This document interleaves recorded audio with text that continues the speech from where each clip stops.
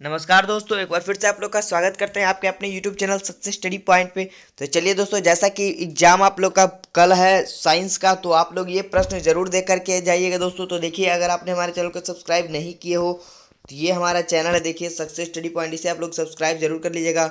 आप लोग के लिए बहुत ही मददगार साबित होने वाला है ये हमारा चैनल आप लोग के लिए।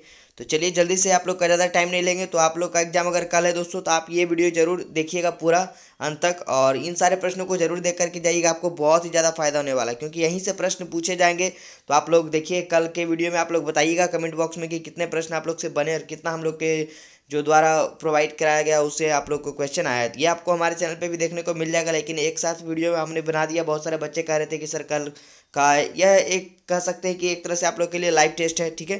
तो आप लोग नोट कर लेते जाइएगा या अच्छे से पढ़ के जाइएगा। चलिए पहले प्रश्न पे आते हैं। दाढ़ी बनाने में किस दर्पण का प्रयोग किया जाता है? ये वाला हम लोग का फिजिक्स का पहला प्रश्न, इसका आंसर हो जाएगा अवतल दर्पण का, ठीक है। दूसरा प्रश्न, ऐसे पदार्थ जिनसे होकर प्रकाश आसानी से पार कर जाते हैं क्या कहे जाते हैं? पारदर्शी पदार्थ कहे जाते हैं। तो आप लोग अच्छे से पढ़ लीजिएगा, सारे प्रश्नों को नोट कर लीजिएगा, स्क्रीनशॉट ले लीजिएगा, जैसा करना होगा बस करके चले जाइएगा, ठीक है दोस्तों। चलिए, और कमेंट बॉक्स में बताइएगा कि आपको ये वीडियो कैसा लगा, और आप आगे इसका पार्ट वाइज अपलोड कर दिया जाएगा सारा फिजिक्स केमिस्ट्री बायो का कल के एग्जाम से पहले, ठीक है। तो आप लोग सारे प्रश्नों को देख लीजिएगा। यहाँ पे तीसरा प्रश्न है, किसी माध्यम का अपवर्तनांक म्यू का मान होता है साइन आई बटा साइन आर। यहाँ पे अच्छे से यहाँ पे देख लीजिएगा, आपको कल के प्रश्नों में देखने को मिल सकता है, तो आपको यही टिक करना है, ठीक है। अगला प्रश्न है कि किस दर्पण से वस्तु का बड़ा प्रतिबिंब बनता है? आपको ऑप्शन इसके लिए दे दिए जाएंगे, उत्तल दर्पण, अवतल दर्पण, इस टाइप से। तो आपको टिक करना है अवतल दर्पण, ठीक है दोस्तों। ये सब प्रश्न, चलिए अगले प्रश्न पे बढ़ते हैं। यहाँ पे 2D क्षमता वाले लेंस की फोकसांतर कितना होता है? 30 सेंटीमीटर। ये प्रश्न पढ़ लीजिएगा। निर्गत किरण व विलंब के बीच के कोण को निर्गत कोण कहा जाता है, ये पढ़ लीजिएगा। गोलीय दर्पण में फोकसांतर एवं वक्रता त्रिज्या के बीच संबंध क्या है? R बराबर 2F, ठीक है। देखिए टाइम बहुत ही कम है दोस्तों, इसीलिए आप लोग का एक तरह से रिवीजन करवा रहे हैं। तो इसके लिए आप लोग इससे क्षमा चाहते हैं कि अब यहाँ पे समझाने का टाइम नहीं रहा, क्योंकि कल आप लोग का एग्जाम है। तो आप लोग जैसे भी हो ये करके जाइएगा, रट के जाइएगा, समझ के जाइएगा, स्क्रीनशॉट ले करके पढ़ लीजिएगा, जैसे करना हो कर लीजिएगा, ठीक है।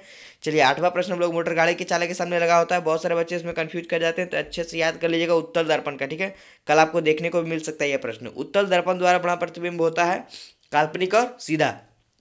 तो ये प्रश्न इस टाइप से भी पूछ सकता है कि उत्तल दर्पण द्वारा कैसा प्रतिबिंब बनता है? तो काल्पनिक तथा सीधा। अगला प्रश्न है 10वां, अवतल दर्पण की फोकस दूरी उसकी वक्रता त्रिज्या की क्या होती है? तो आधी होती है, ठीक है। 10वां प्रश्न। 11वां प्रश्न हम लोग का है, प्रकाश किस प्रकार के पथ में गमन करती है? तो सरल रेखा में। 12वां प्रश्न है, सौर ऊर्जा को संचित करने के लिए किस दर्पण का प्रयोग किया जाता है? तो अवतल दर्पण का, ठीक है। 13वां नंबर, सभी दूरियां किससे मापी जाती है? तो गोलीय दर्पण के ध्रुव से। अगला 14वां प्रश्न है, प्रकाश के किरणों के समूह को क्या कहा जाता है? किरणपुंज। और दर्पण का सूत्र क्या है? तो 1/v प्लस 1/u बराबर 1/f, ठीक है। अगला प्रश्न 16वां है, प्रकाश किस प्रकार का तरंग है? तो अनुप्रस्थ तरंग। आंख कान के डॉक्टरों द्वारा किस दर्पण का प्रयोग किया जाता है? बहुत बार एग्जाम में पूछा जा चुका है, कल भी आने की संभावना है, तो अवतल दर्पण का, ठीक है। सर्च लाइटों, टॉर्चों, वाहनों के हेडलाइटों आदि में किस दर्पण का प्रयोग किया जाता है? तो अवतल दर्पण का। और किस दर्पण द्वारा किसी वस्तु का वास्तविक प्रतिबिंब मिल सकता है? तो अवतल दर्पण द्वारा। और लेसन 1 के फिजिक्स का आज का लास्ट क्वेश्चन है, 32 सेंटीमीटर वक्रता त्रिज्या वाले उत्तल दर्पण की फोकस दूरी कितनी होगी? 16 सेंटीमीटर, ठीक है। ये हम लोग का लेसन 1 था दोस्तों। ये देखिए हम लोग का लेसन 2 है। यहाँ से ये देखिए लेसन 2 फिजिक्स का, निर्वात में प्रकाश की चाल कितनी होती है? 3 × 10⁻8। और ये वाला यूनिट आप लोग को अच्छे से याद रखना है, मीटर प्रति सेकेंड, ठीक है।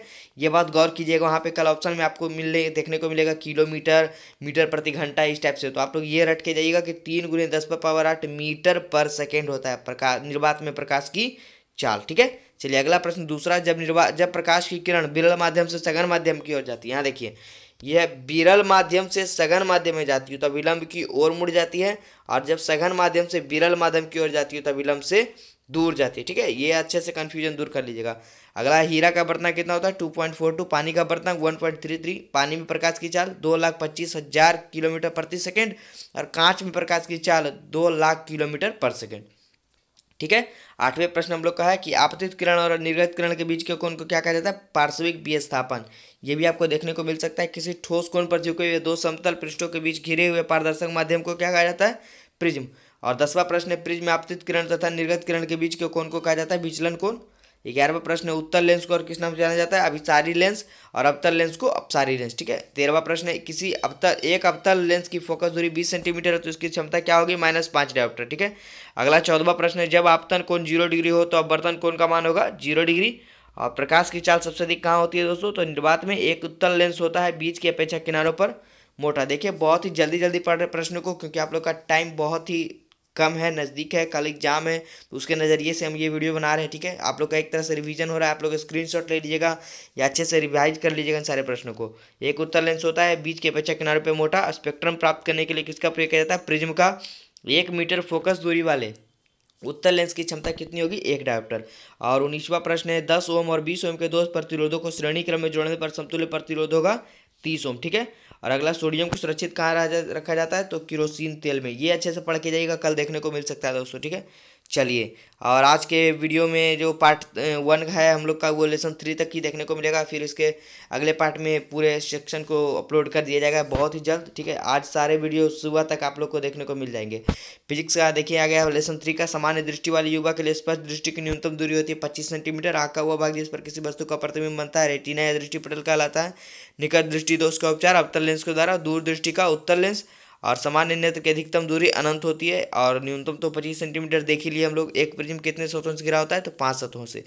यहाँ पे 7वां प्रश्न है, जब श्वेत प्रकाश एक प्रिज्म से होकर गुजरता है तो वर्ण रंग का कम विचलन किसका होता है? तो लाल रंग का। ठीक है, और किस दृष्टि दोष में किसी वस्तु का प्रतिबिंब रेटिना के पीछे बनता है? तो दूर दृष्टि दोष में। और आगे 9वां प्रश्न है, श्वेत प्रकाश के वर्ण विक्षेपण में किस रंग का विचलन सबसे अधिक होता है? ये हो जाएगा बैगनी का। और श्वेत प्रकाश के वर्ण विक्षेपण में किस रंग का विचलन सबसे कम होता है? तो लाल का। चलिए, आकाश का रंग नीला किस कारण से दिखाई देता है? कल देखने को मिल सकता है दोस्तों, अच्छे से पढ़ के जाइएगा, प्रकीर्णन के कारण। ठीक है, और सूर्योदय एवं सूर्यास्त के समय सूर्य लाल किस कारण से दिखाई पड़ता है? प्रकाश के प्रकीर्णन के कारण। ये भी देखने को मिल सकता है। तो दोनों का आंसर सेम है, आप लोग कंफ्यूज नहीं करिएगा, कल परीक्षा में ये भी देखने को मिल सकता है। अंतरिक्ष यात्री को आकाश का रंग कैसा दिखाई देता है? तो काला। ठीक है, अगला प्रश्न, किसी कोलाइडी विलयन निलंबित कणों से प्रकाश के प्रकीर्णन को क्या कहा जाता है? टिंडल प्रभाव कहा जाता है। अगला प्रश्न, जो नेत्र निकट की वस्तु को साफ नहीं देख सकता उस नेत्र में होता है दूर दृष्टि दोष। और भी सारे प्रश्नों को देखने के लिए आप हमारे चैनल को सब्सक्राइब कर लीजिएगा, सक्सेस स्टडी पॉइंट। वहाँ पे आपको सारे ऑब्जेक्टिव प्रश्नों का संग्रह मिल जाएगा और यहाँ पे मिक्स का संग्रह भी मिल जाएगा। तो आपका ऑब्जेक्टिव का सारा टॉपिक क्लियर हो जाएगा। और आप अपने दोस्तों को भी बता दीजिएगा इस चैनल के बारे में, हमारे चैनल के बारे में, ताकि उनको कल एग्जाम में कोई दिक्कत ना हो दोस्तों। ठीक है, क्योंकि बहुत सारे बच्चे यूट्यूब पे इसी तरह से भटकते रहते हैं कि सारे चैनल पे इधर उधर भटकते रहते हैं, लेकिन उनको सही से सॉल्यूशन नहीं मिल पाता है। तो उन्हें हमारे चैनल के बारे में ज़रूर बताएं। ठीक है, चलिए, अगला प्रश्न है, तारे किस कारण से टिमटिमाते हैं? तो वायुमंडलीय अपवर्तन या प्रकाश के अपवर्तन। तो ये आप अच्छे से पढ़ लीजिएगा। ठीक है, ऑप्शन आपको इस तरह से मिल सकते हैं कि वायुमंडलीय अपवर्तन भी मिल सकते हैं या प्रकाश के अपवर्तन के कारण। तो दोनों आंसर होता है, जो ऑप्शन में मिलेगा वो आपको टिक कर दीजिएगा। ठीक है, चलिए अगले प्रश्न पे आते हैं, जरा दूरदर्शिता दृष्टि दोष को दूर करने के लिए बेलनाकार लेंस। और आज के 2 प्रश्न और बच गए। आँख अपने लेंस की फोकस दूरी को घटा बढ़ाकर निकट की वस्तु को साफ साफ देख सकता है। आँख के इस गुण को क्या कहा जाता है? समंजस क्षमता। और आज के लास्ट प्रश्न पे, नेत्र लेंस की फोकस दूरी कम हो जाने से कौन सा दृष्टि दोष होता है? निकट दृष्टि दोष। ठीक है दोस्तों, तो इस वीडियो में अंत तक बने रहने के लिए धन्यवाद। आप देखिए हमारा चैनल है, सब्सक्राइब नहीं किए तो सब्सक्राइब कर लीजिएगा। और आप कमेंट बॉक्स में बताइएगा आपको ये वीडियो कैसा लगा। ठीक है, आप लोग स्क्रीनशॉट ले लीजिएगा सारे वीडियो का शुरू से अंत तक। ठीक है, और आपको जल्दी से पार्ट वाइज पार्ट इसका मिल जाएगा। आपका एग्जाम कल है, तो उसके लिए हम लोग बहुत ही मददगार हैं, आपके लिए सदा आभारी रहेंगे। ठीक है, आपके लिए ज़्यादा से ज़्यादा वीडियो तैयार करेंगे। ठीक है, thank you for watching my video. इसी तरह चैनल से जुड़े रहें।